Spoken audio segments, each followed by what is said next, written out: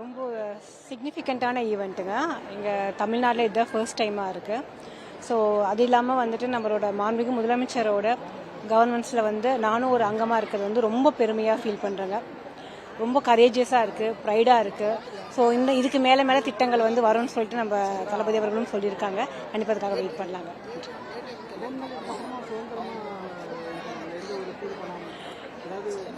அது அவர் சார் சொன்ன மாதிரி வந்து அது பெண்கள்கிட்ட மட்டும் கிடையாதுங்க.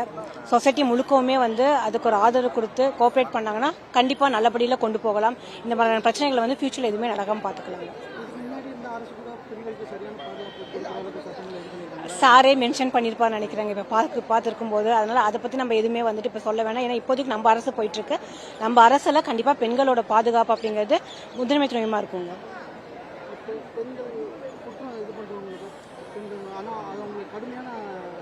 தண்டனை வந்து கண்டிப்பாக வழங்கப்படும் சொல்லிட்டு உண்மை அந்த மாதிரியான விஷயங்கள் வந்து இருந்தால் தான் இதுக்கு மேலே வந்து எந்த குற்றங்களுமே நடக்கிறதுக்கோ அதை வந்து நம்ம ஸ்டார்ட் அப் பண்ணுறதுக்கோ வந்து அவங்களுக்குள்ள ஒரு அஞ்சிக்கை இருக்குங்க. கண்டிப்பாக நல்ல விஷயம் தாங்க.